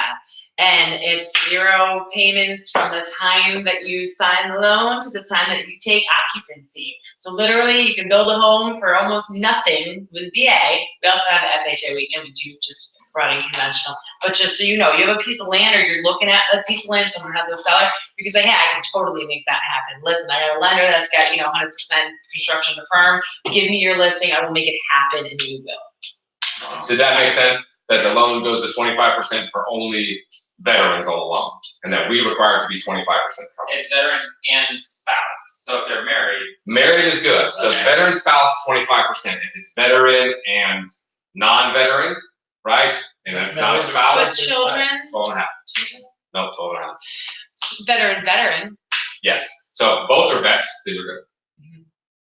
Cool. Oh, sorry. No, I Anything mean, else? seller concessions at 4%, right? So that's kind of important to know. There's probably more important stuff in it. There's no FICO required necessarily. I mean, I would say the thing that you need to be at certain levels to get approved. And again, as the FICO goes down payment probably is going to go up. It's based on this really complicated robot inside that runs findings that tells them there's a scorecard, and that's what it works off of. There's a VA and FHA scorecard on government loans. They don't give us the scorecard because we're manipulative in nature because we love our clients, and we'll figure out a way to bend the system. They're not going to tell us what the scorecard is. So we just run it over and over again, changing the factors until somebody tells us this is what we need. It may say at a 580 with 0% down, no, I go put 3% in reserves. So I, on 2,000, I say they got $6,000 sitting in a 401k, and it says yeah. Or if I pay down a credit card and bring the ratios a little bit different, it may say yeah. So there's some really crazy stuff. Important. that we didn't talk about in here, it'll be on the next slide. VA, FHA, kind of USDA, and I hate to use that word, but it's the truth. So FHA and VA, our company can manually underwrite loans, okay? And most direct lenders can. The important part of that is even if the robot says no, right? If certain things fall in line, we'll still say yes, which is crazy. So we require a little extra stuff. You might need to have more reserves. You might need to have some extra paperwork. You might need to have extra whatever. The point is, it's possible. Right, and that's a huge advantage. Yeah. Because you can have literally someone who gets denied somewhere, they come to us, we can work their parameters the way they work and make it close. So, next slide. FHA. So, 3.5% down is the starting point. Here's best credit scores from 5. This is a good slide, actually. 500 to 580 is 10% down. That's a good metric. So if they're below 580, they're probably going to need 10%. This is not a hard. If someone's at 570, puts 5% down and has reserves or low, there's some wiggle room. It's not that cut and dry, but it's a really good slide to give you a general idea that in a lower credit range, you may need other compensating factors. 10% down is a good kind of starting point. 580 plus, 3.5%, 5% kind of down should work. Doesn't always. Super important. 2 months ago, biggest news in our industry that no one knew about, they changed their scorecard. Getting an approval on FHA loan came almost twice as hard. This happened like 2 months ago. They didn't announce it, they didn't ever. They literally sent out a letter at like 9 o'clock on a Friday. Hey, just by the way, we're changing our scorecard, good luck. And then I'm running the robot like on Monday and Tuesday, and it's taking back files saying no, I'm going. Wait. So it's more, underwriting is much more complicated than I could ever even explain. Yeah, you don't know. So these are good parameters, but it's not always set. That's why us being able to manually do a loan if the robot says no is super, super, super important because the robot's being a jerk right now. That's why all you need to know is just call us. We'll take care of it. Seller's concessions up to 6%. Our advantage again is manual underwrite, and then we understand them. We know how to manipulate them. Greg and I have literally sold snakes to close on a loan. Thanks. So true fact. So we can do all sorts of stuff to make loans. Well, and I think that the key point, I just want to pause on seller's concessions. The reason why we're telling you is because on each loan amount, each loan type, the amount is different. So on conventional, you got 3%. On VA, you have 4%. On FHA, you can go up to 6%. So depending on the loan type. Right. It's like almost unheard of, Yeah. but just know that you could. Good. Okay. All right, next one. Conventional loans, best fit. I would say credit score above 680. Someone who's between 620 and 680, probably going to get a better loan doing FHA. Does it always have to? The sellers are requiring we go conventional, which is something you guys do, which really bothers me, but I understand. 680 is kind of the cap, 670. And so 620 they have to have, right? Down payments can be 3%, right? 5% is kind of where you want to be, but 3% you can make work. Discounted MI. So here's what we talked about before. So this is mortgage insurance when you're not putting 20% down. There's lender paid, which we can pay it. We put it in a rate, bro. Seller paid. The sellers of the house paid. It's normally a lump sum, $2,000, $3,000, $4,000 written into the closing costs, right? Or monthly. That's what you're normally used to seeing. Is the monthly stuff.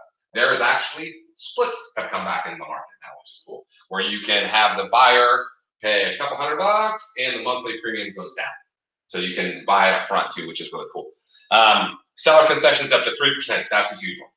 Lowest concession they allow from sellers. And it's not sellers.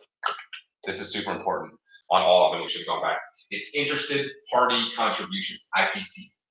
Not insane cloud costs. Yes.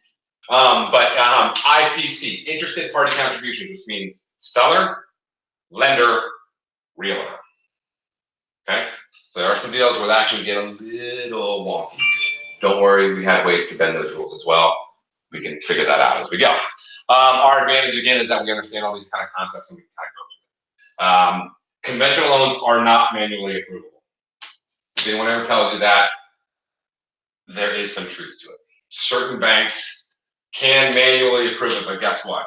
It doesn't go to Fannie or Freddie, so it's not really a conventional loan. It ends up being a portfolio loan held by the bank that looks like conventional. And I can tell you right now, they're always going to say that. Most banks are 640, 660. So it would have to be something really weird. Our advantage, we about 70 to 80% of our business is conventional and either first time home buyer or that 5% down. My branch, and because of pricing, margins, whatever you want to call it, one of our best assets, right, is that 3 to 5% down buyer above a 680 credit score. Our rates are way better. Our mortgage insurance, because we can play these, we kick everyone's butt.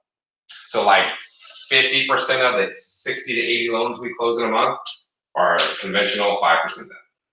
Because they're just awesome. They look beautiful on paper. Next. Investor loans. I don't want to even cover it. If you got an investor and they seem somewhat realistic, we have like so many, I don't even know. We have some loan products that I'm going to be honest, I don't even quite understand. They're like half commercial loans, and when I look at what the rules are, the stuff that they want, I don't even understand, so I do this. Cool, you want to buy like a commercial, almost fully commercial property? Talk to my friend Ken at commerciallending.com. Like he's going to take it from you, right? But for the most part, I have done a ton of investment loans. So cash flow loans. So that basically means that is a ninja loan, man. That's no income necessary, right? So that's, you got a 620, right? This property will rent out for 1,000.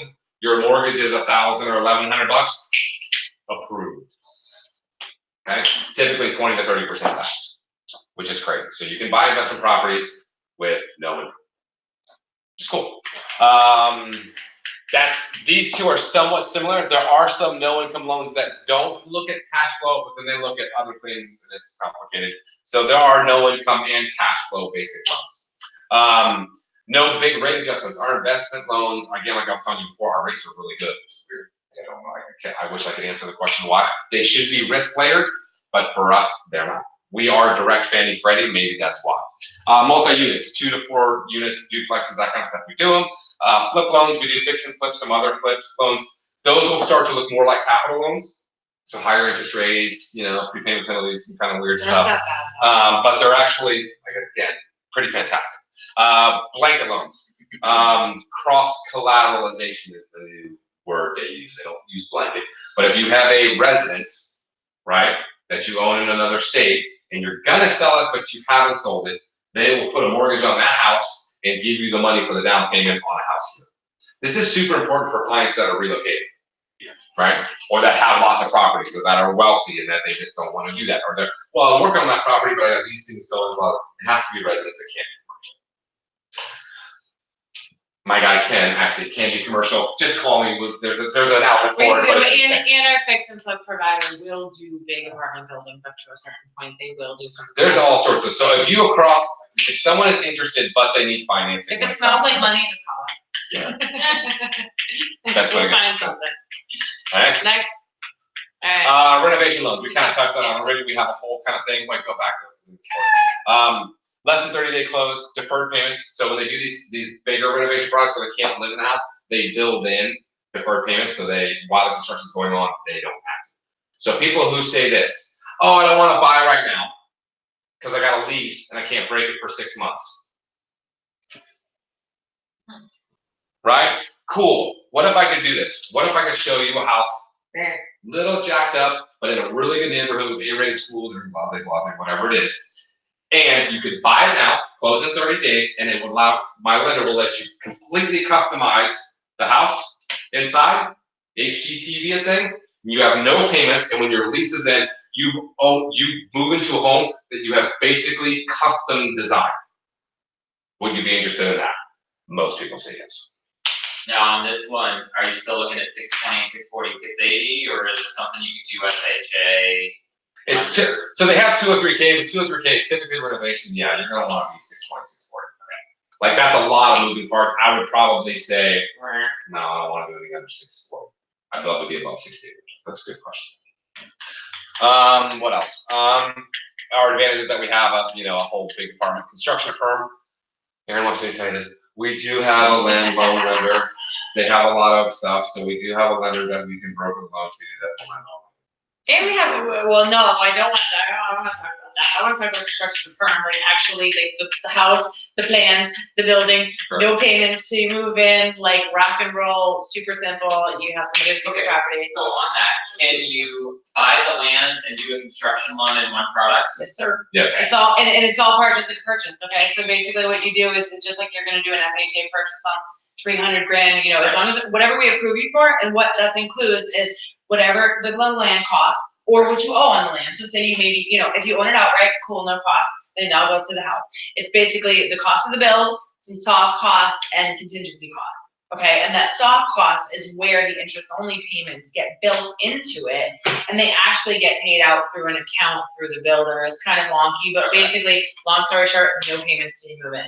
So that's a lot different than a lot of other construction What you backgrounds. guys will run into is, hey, I've got this lot I love, but I don't know how to land loan, and then have a construction loan, and then I've gotta do another loan, roll everything into it, and I'm done. That's where it One-time gets to be close. kind of Yeah, thing, it's so super cool. that's good to know. Yeah, they're pretty badass. Cool, next. Again, probably want a pretty well qualified buyer to go into that, for you and for us, to go into that whole world, right? Bank statements, we kind of covered these a little bit. Asset depletion, I covered a little bit yesterday if you were there, but asset depletion just says if you have a lot of monies, right, but you don't have an account, we can do a couple things. We can put you on a draw, so you can start to take money out of those accounts and call it monthly income. Or we just take that money, we divide it over the term of your loan, and that's your monthly. So asset depletion is kind of cool, because there are quite a few people, if you have money, why would you need it?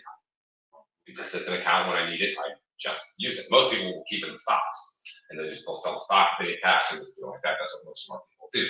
Keep all of your money in an interest earning account, right? I can tell you right now, I'm not a rich man, but I do something smart that whenever I get paid, I move all my money to my savings, and I only take it out when I go to pay them.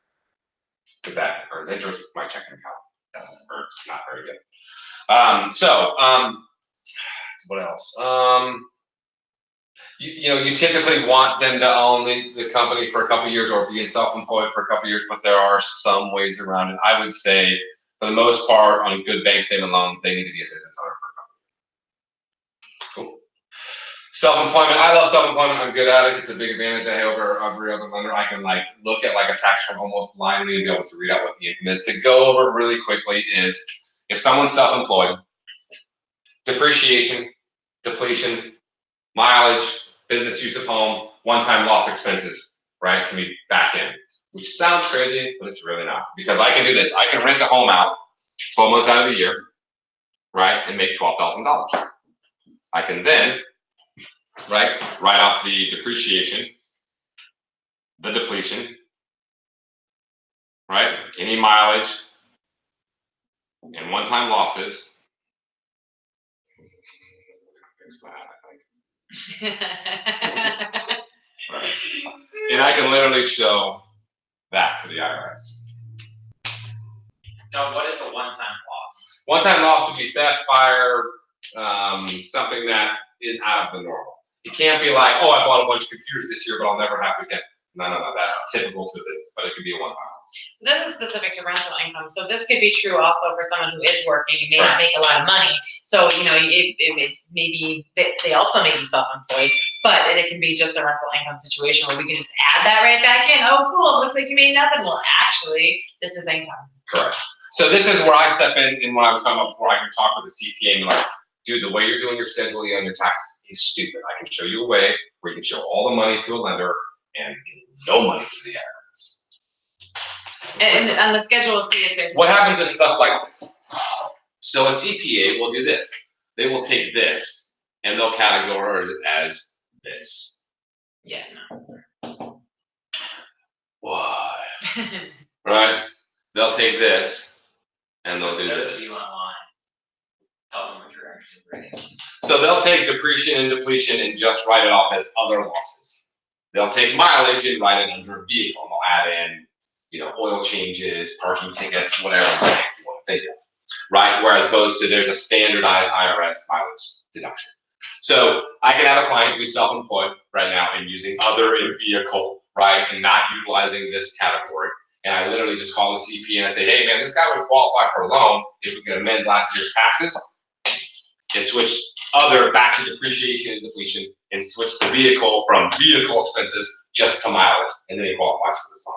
He files a 1040X, right? 1040X, it goes up to the IRS, takes him 3 to 6 weeks to process, it comes back, it's been processed and good. He may or may not owe a little bit more tax returns, probably not if we do it the right way, and now he qualifies for it. So super cool stuff. Next. Other types of loans, we talked about it, we do rehabilitation loans, construction loans, bank statement, no income loans, fix and flip, investment, condos, and manufactured. Guys, I'm not scared of manufactured homes. We do them. I'm scared of manufactured homes where the loan's less than $120,000. Yeah. But that's just that agreed mission. But, and again, awful honesty to be there, I will do them for you guys. We have literally loans for people at Total Luxury right now that are like $67,000. Whatever you guys need to get. Manufactured homes are not that scary. There's a couple extra steps that take a little bit longer. I'll walk you through a couple things when we get one. Here's what you need to do. Here's what you need to jump on, and kind of go from there. 1976. There's a couple extras. 1976 and newer, and a couple extra inspections. What's our next slide?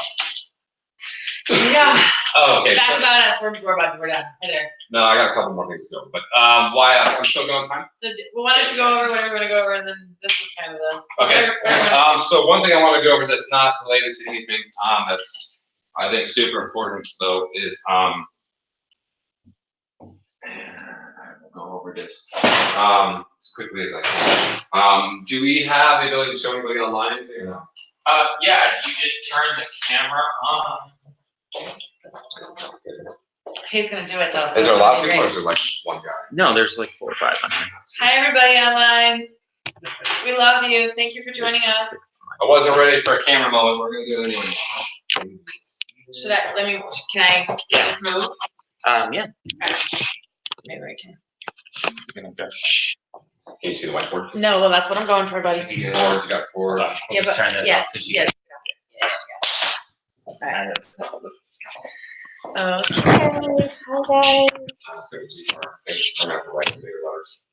Here, just start and I'll take care of it.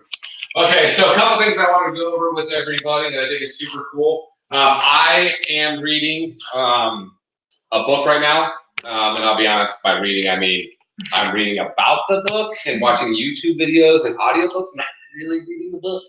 But I'm taking all the kind of super great information.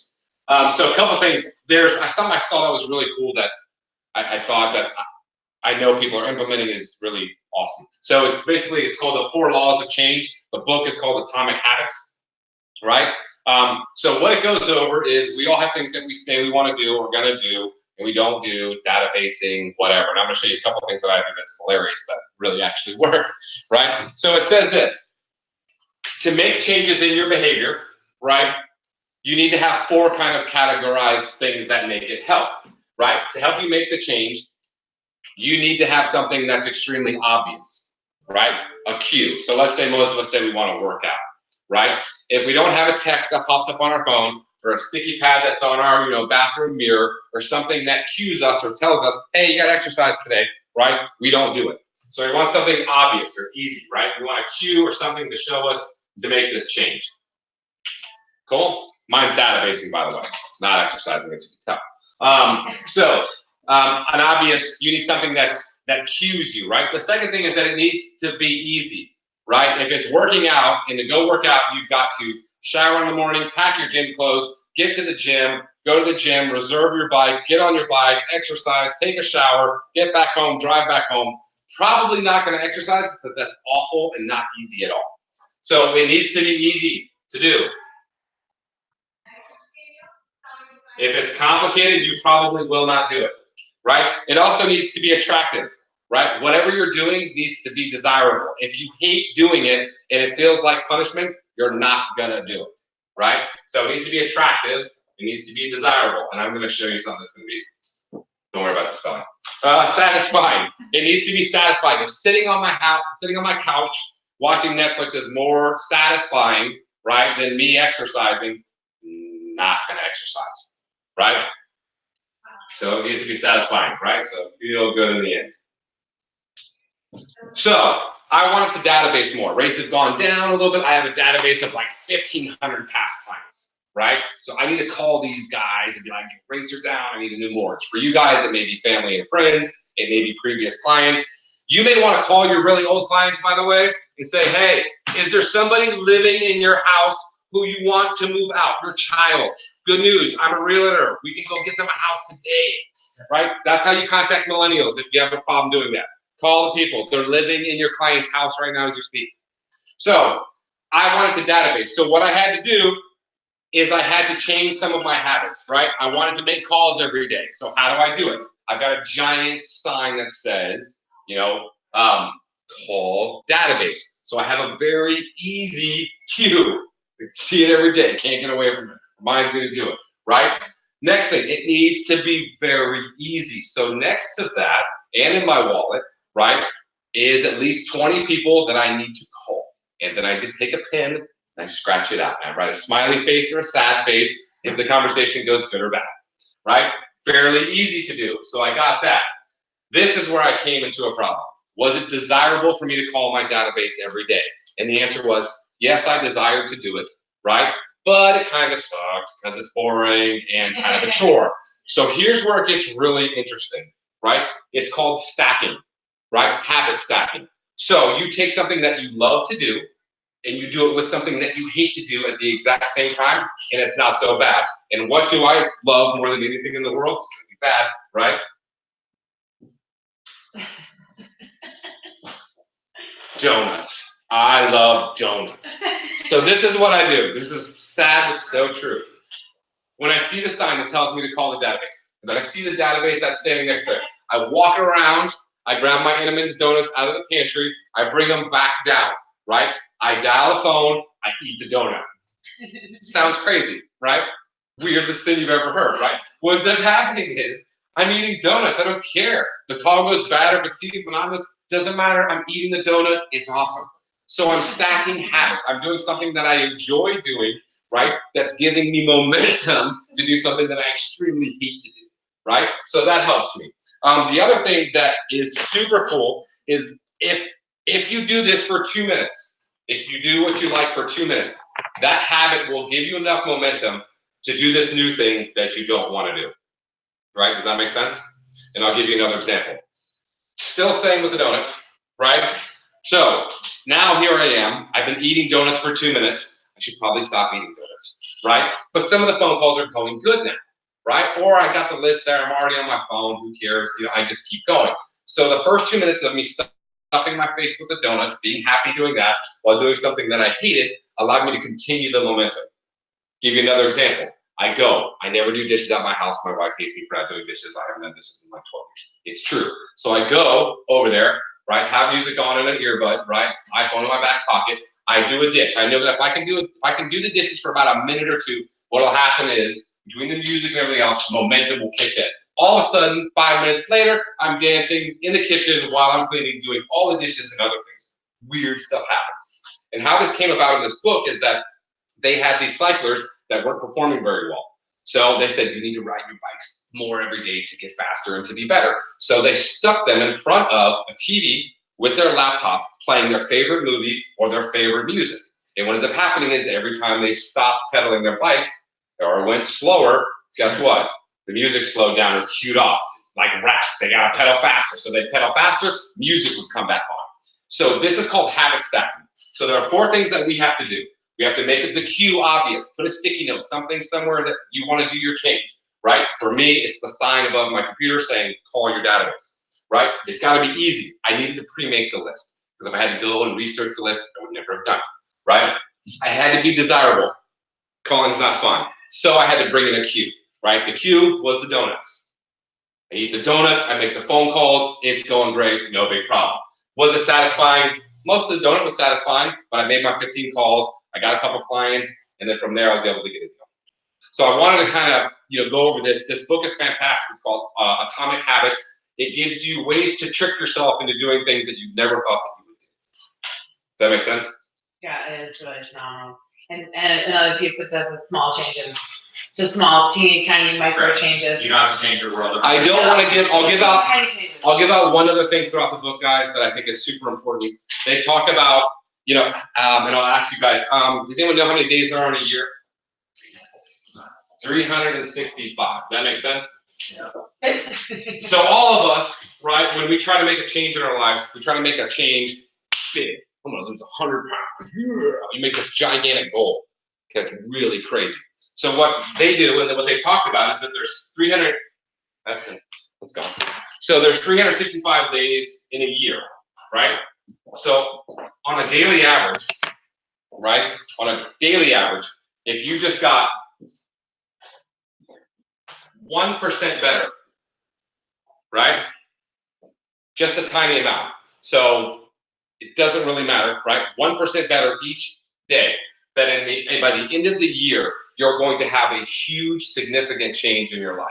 Just by moving that needle just a little bit every day. So if you woke up and said, I'm just gonna get a little bit better today, and that little bit better may be being a little bit more patient, taking a deep breath when you're frustrated, maybe reading a book that helps or inspires you, it may be databasing like me with the donuts, it may be, hey, I'm going to call, a family member, ask for a referral, whatever it is. If you just do something, this class, 1% better every day, by the end of the year, you're going to be extremely better than you were the previous year. Does that make sense? So the book is called Atomic Habits. I would recommend reading it, or be like me. They actually have cliff notes, by the way, and they have audiobooks, and it's on YouTube.